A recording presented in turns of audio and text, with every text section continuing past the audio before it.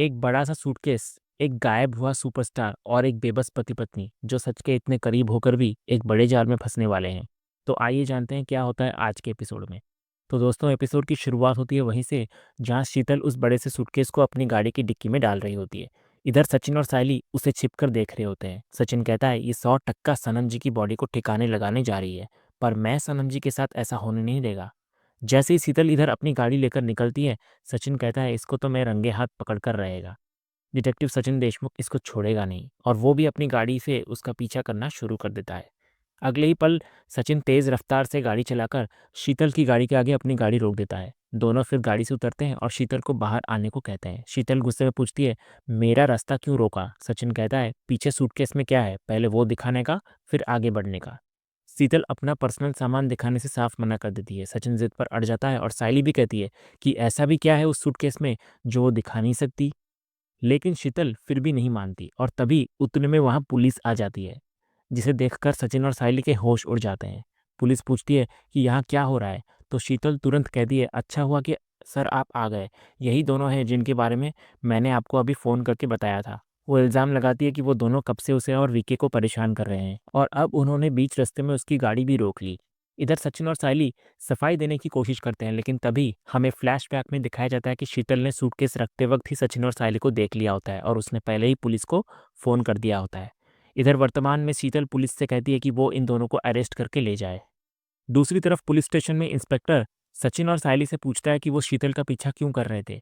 तो सचिन इधर गुस्से में कहता है, साहब ये मैडम ना बहुत बड़ी गोचीबाज है, इन्होंने सनम जी के साथ बहुत गलत किया है। वो कहता है कि शीतल एक बहुत बड़ी क्रिमिनल है और उसे अरेस्ट कर देना चाहिए। शीतल भी इधर पलटवार करती है और कहती है कि ये दोनों फ्रॉड है और रोज नई नई कहानी बनाकर उन्हें परेशान कर रहे हैं। इंस्पेक्टर सबको चुप कराता है और कहता है कि सवाल जवाब सिर्फ वो करेगा। इधर सचिन इंस्पेक्टर को कहता है कि वो सनम भाऊ का बहुत बड़ा फैन है और उसे बहुत बुरा लग रहा है कि शीतल ने उसका मर्डर कर दिया है। ये सुनते ही इंस्पेक्टर चौंक कर कहता है, क्या सुपरस्टार वीके का मर्डर हो गया? मेरी बीवी का क्या होगा? शीतल कहती है कि कोई मर्डर नहीं हुआ है सर, और ये दोनों झूठे हैं। वो आगे कहती है कि कैसे इन दोनों ने वीके सर के बंगले में झूठ बोलकर घुसने की कोशिश की और छत से गिरने की झूठी कहानी बनाई, जबकि वीके सर तो शहर में थे ही नहीं। इधर सचिन इमोशनल होकर कहता है कि सनम जी मिलेंगे कैसे, वो तो सूटकेस में बंद है ना, और ये शीतल उसे दफनाने जा रही थी। सायली भी कहती है कि वो लोग सच कह रहे हैं और अगर पुलिस उस सूटकेस को चेक करेगी तो सब कुछ पता चल जाएगा। तो इंस्पेक्टर फिर हवलदार को शीतल की गाड़ी से सूटकेस लाने का हुक्म देता है। तो हवलदार फिर एक बहुत भारी सूटकेस लेकर अंदर आता है। सबकी सांसें थमी हुई होती है। जैसे ही सूटकेस खोला जाता है, उसमें सिर्फ कपड़े होते हैं, कोई बॉडी नहीं होते। सचिन और सायली के होश उड़ जाते हैं। सचिन कहता है, कपड़े कैसे? जरूर नीचे होगी सनम जी की बॉडी। लेकिन वहां कुछ भी नहीं होता। इंस्पेक्टर गुस्से में सचिन और सायली पर चिल्लाता है कि क्या है ये। तो शीतल इधर ताना मारते हुए कहती है कि पता नहीं ये दोनों कौन सी बकवास नोवेल पढ़कर आए हैं जिसकी कहानी सुना रहे हैं। वो सायली से कहती है, तुम तो काम करने आई थी ना सायली, तो फिर ये जासूसी क्यों करने लग गई? तो सायली बोलती है, मैं तो बस अपना काम करने आई थी और जो मैंने अपनी आंखों से देखा बस वही बता रही हूँ। इधर आगे पुलिस स्टेशन में शीतल एक नया दाव चलती है। वो पुलिस को कहती है, मुझे तो लगता है कि ये दोनों वीके के खिलाफ कोई साजिश रच रहे हैं। सचिन कहता है कि वो तो सिर्फ वीके का बहुत बड़ा फैन है, ऐसा करने के बारे में वो सोच भी नहीं सकता। लेकिन शीतल सुबह वाली घटना को एक नया मोड़ दे देती है। वो बताने लगती है कि कैसे सचिन ने वीके के घर में बिना परमिशन के वीडियो शूट किया और जब वीके ने उसे डांटा तो वो बदला लेने की नीयत से वहां से गया था। सायली कहती है कि शीतल बात को गलत तरीके से बता रही है, लेकिन शीतल वही बात दोहराते हुए कहती है कि ये दोनों वीके से बदला लेना चाहते हैं। इधर सचिन कहता है कि वीके सर ने खुद उन्हें फ़ोन करके बुलाया था और वो पुलिस को फ़ोन पर आया हुआ कॉल भी दिखाता है। लेकिन शीतल कहती है कि वीके एक नरम दिल इंसान है और उन्होंने शायद सिर्फ माफ़ी मांगने के लिए फ़ोन किया होगा। तभी इंस्पेक्टर कहता है कि जब सूटकेस में कोई बॉडी नहीं मिली तो इसका मतलब है कि शीतल निर्दोष है और अब उसे सचिन और सायली पर शक हो रहा है। सचिन कहता है, अगर ये मैडम बोल रही है कि सनम जी एकदम तंदुरुस्त है तो इसको बोलो ना सर कि अभी के अभी सनम जी को फ़ोन करें। शीतल पहले तो मना करती है इस पर, लेकिन पुलिस के कहने पर वो वीके को फ़ोन लगाती है और स्पीकर पर डालती है। उधर से वीके की आवाज़ आती है कि मैं अभी मीटिंग में हूँ शीतल, मैं तुमको बाद में कॉल करता हूँ। ये सुनकर सचिन और सायली के होश उड़ जाते हैं। उसके बाद शीतल अब आखिरी और सबसे खतरनाक दाव चलती है। वो कहती है कि ये दोनों उस दिन बंगले में चोरी के इरादे से घुसे थे और बंगले से कुछ चीज़ें भी गायब है। तभी सचिन कहता है कि वो एक इज्जतदार बिजनेसमैन है और वो ऐसा कभी नहीं कर सकता। सायली भी इधर कहती है कि वो अच्छे घर के लोग हैं, लेकिन पुलिस कहती है कि जब तक इन्वेस्टिगेशन खत्म नहीं होती वो दोनों शहर छोड़कर नहीं जा सकते। फिर पुलिस शीतल को वहां से जाने को कहती है तो शीतल वहां से चली जाती है और पुलिस सचिन और सायली दोनों का आईडी प्रूफ लेकर उन्हें जाने देती है, लेकिन एक चेतावनी के साथ। इधर उनके जाने के बाद पुलिस स्टेशन में हवलदार इंस्पेक्टर से पूछता है कि उसे क्या लगता है कि यहाँ चल क्या रहा है। तो इंस्पेक्टर कहता है कि ये एक हाई प्रोफाइल केस है और उसका शक सचिन और सायली पर ही जा रहा है। दूसरे सीन में घर पर सचिन और सायली परेशान घर लौटते हैं। सचिन सायली को समझाता है कि इसमें उनकी कोई गलती नहीं है और जब उन्होंने कुछ किया ही नहीं है तो उन्हें डरने की ज़रूरत नहीं है और ज़्यादा सोचने की भी ज़रूरत नहीं है। लेकिन सायली कहती है, मैं कैसे नहीं सोचूं सचिन, उसने हमको गलत ठहरा दिया पुलिस के सामने। उसे अब भी यकीन था कि शीतल झूठ बोल रही है और वीके सर ज़रूर किसी परेशानी में है। सचिन भी कहता है कि उसे भी ऐसा ही लगता है, लेकिन सबूत शीतल के पास है। सायली कहती है कि शायद उन्हें ये बात मान लेनी चाहिए कि वीके सर ठीक है। तभी इतने में वहाँ रिया आती है। सचिन और सायली उसको सारी कहानी बताते हैं।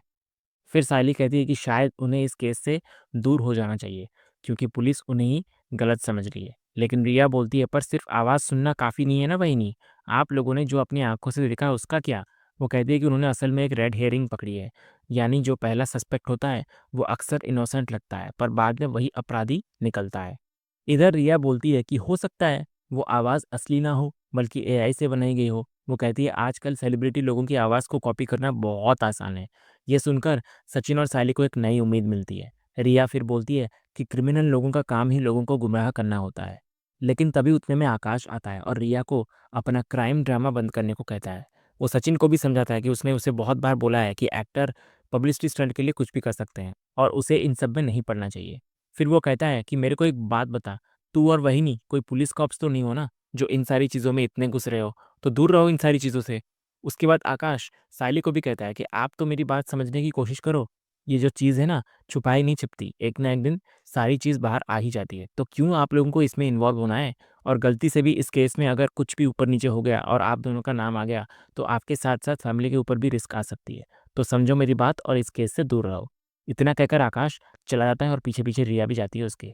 इधर अंदर आकर रिया आकाश को पूछती है कि वो हर बात पर इतना सीरियस क्यों हो जाता है, वो तो सिर्फ उनकी हेल्प कर रही थी। तो आकाश उसे समझाता है कि वो हर चीज़ को एक कैजुअल ड्रामा की तरह ले रही है। वो कहता है, तुम समझ क्यों नहीं रही हो कि उनकी लाइफ की रियल क्राइसिस है ये, तो तुम क्यों उसे एक सीरियल से रिलेट कर रही हो। तो रिया बोलती है, वो सिर्फ पैशनेट है, तो इसका मतलब ये नहीं कि वो जोकर है। वो कहती है, तुम तो हर बात पर ऐसे सीरियस हो जाते हो जैसे मेरे कोई हस्बैंड नहीं बल्कि स्कूल प्रिंसिपल हो, ना खुद फन करते हो ना मुझे करने देते हो। तो आकाश उसे इन सब चीज़ों से दोबारा और दूर रहने को कहता है। तो ये सुनकर रिया का गुस्सा फूट पड़ता है। वो कहती है, तुमको सीरियसनेस चाहिए ना, तो सुनो, अब से ये रिया देशमुख हमेशा सीरियस और सिर्फ सीरियस ही बिहेव करेगी। इतना कहकर वो गुड नाइट बोलकर सो जाती है। दूसरी तरफ सचिन और सायली अभी भी उसी उलझन में होते हैं। सचिन कहता है कि उसे लगता है कि रिया सही कह रही है और वो आवाज़ एआई की हो सकती है क्योंकि आजकल ये स्कैम बहुत चल रहा है। लेकिन सायली बोलती है कि उनके पास कोई सबूत तो नहीं है ना, और शायद उन्हें आकाश की बात मानकर इन सब से दूर हो जाना चाहिए। तभी सचिन के फ़ोन पर वीके सर का एक और नया वीडियो आता है। सचिन तुरंत एक ऐसी बात नोटिस करता है जो सायली को भी सोचने पर मजबूर कर देती है। वो कहता है, ये वीडियो कंफर्म पुराना है क्योंकि जब मैं सनम जी को मिला था ना, वो यही शर्ट पहने थे और वही शर्ट पहनकर एक ही महीने के अंदर वो नया वीडियो क्यों बनाएंगे। सायली कहती है, ये कोई बड़ी बात नहीं है, लेकिन सचिन को इस पर यकीन नहीं होता। फिर दोनों अभी भी इसी पहेली में उलझे होते हैं कि तभी सचिन के फ़ोन पर एक और मैसेज आता है, एक अनजान नंबर से, जहाँ लिखा होता है, सनम जी को लेकर तुम्हारा जो शक है, अगर उसके बारे में जानना है तो पुराने तालाब के पीछे वाली सड़क पर मिलने का, रात 10:30 बजे। सचिन फ़ोन करता है उस नंबर पर, लेकिन नंबर बंद आता है। सायली उसे वहाँ जाने से रोकती है क्योंकि पुलिस की नज़र उन्हीं पर है और ये कोई जाल भी हो सकता है। लेकिन सचिन बोलता है, अगर ये आदमी मेरे को मैसेज कर रहा है, इसका मतलब अपन जो देखे थे ना वो एकदम सही है। वो कहता है कि जब एक कड़ी खुद चल कर आई है तो उसे जाना ही होगा। फिर सायली उसके साथ चलने की जिद करती है लेकिन सचिन मना कर देता है। वो कहता है, अगर ये कोई जाल निकला तो मैं जाल की खाल निकाल कर रहेगा। सनम जी की बात है तो हल्के में नहीं लेगा मैं। इतना कहकर सचिन अकेले ही उस खतरनाक और अनजान रास्ते पर निकल पड़ता है। अगले सीन में सचिन अकेले ही उस सुनसान और अंधेरी जगह पर पहुंचता है जहां उसे बुलाया गया होता है। वो उस आदमी को मैसेज करने की कोशिश करता है लेकिन वहां नेटवर्क ना होने के कारण मैसेज डिलीवर नहीं होता। वो आगे बढ़ता है और उसके मन में एक सवाल होता है कि कहीं मेरे साथ कोई मजाक तो नहीं कर रहा।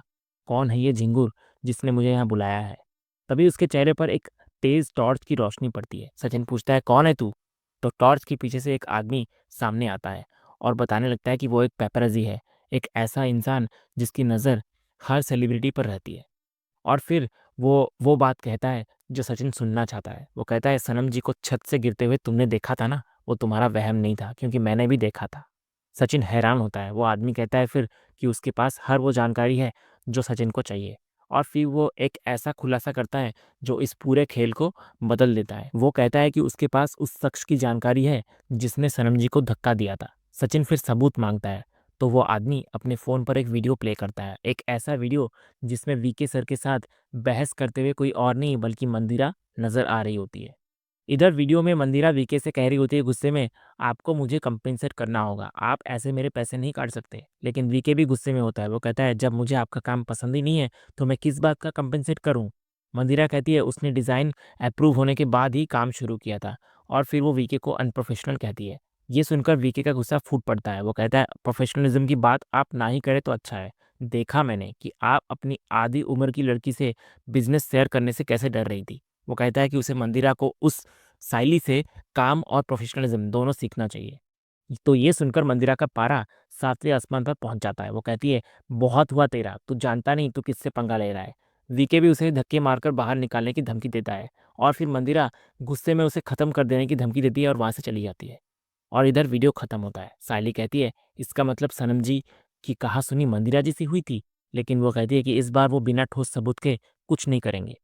तो सचिन फिर कहता है, इसका मतलब है कि डिटेक्टिव सचिन देशमुख और डिटेक्टिव सायली सचिन देशमुख को मैदान में उतरना ही पड़ेगा। और दोनों अपने जासूसी वाले चश्मे पहन लेते हैं। अगले ही पल वो दोनों एक वाइट बोर्ड पर वीके, शीतल और मंदिरा की तस्वीरें लगाकर केस को सुलझाने की कोशिश कर रहे होते हैं, एक डिटेक्टिव की तरह। सायली कहती है, इसका मतलब शीतल का इस केस से कोई लेना देना नहीं है। सचिन कहता है कि जो भी किया है इस मंदिरा ने ही किया है।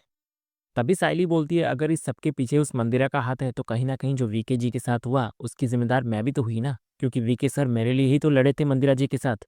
अगर वो मुझको छोटा डेकोरेशन का ऑर्डर नहीं दिलवाते तो आज वीके सर के साथ ये सब नहीं होता। तभी सचिन बोलता है, मेरे को कंफर्म है सायली कि ये सारी गोची के पीछे मंदिरा ही है। दूसरी औरत यही है सायली। पहले इसका सनम जी के साथ लफड़ा हुआ और उसके बाद ये उधार वापस आकर अपने लफड़े का बदला निकाली है सनम जी के साथ। बहुत बड़ी गोचीबाज है ये मंदिरा।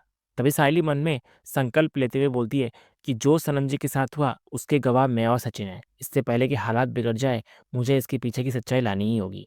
यही सब कह रही होती है सायली, और इसी सीन के साथ ही आज का एपिसोड यहीं खत्म हो। तो दोस्तों, आज का ये वीडियो आपको कैसा लगा कमेंट के माध्यम से हमें ज़रूर कहिएगा, और कमेंट में हाइप करना भी मत भूलिएगा, और वीडियो को लाइक भी कीजिएगा, शेयर भी कीजिएगा, और सब्सक्राइब करना तो बिल्कुल भी मत भूलिएगा, ताकि ऐसे ही रोज़ लेटेस्ट एपिसोड के अपडेट्स आप टेलीविजन से पहले पा सकें। तो मिलते हैं हम एक नए एपिसोड के रिव्यू में। तब तक के लिए स्वस्थ रहें, मस्त रहें।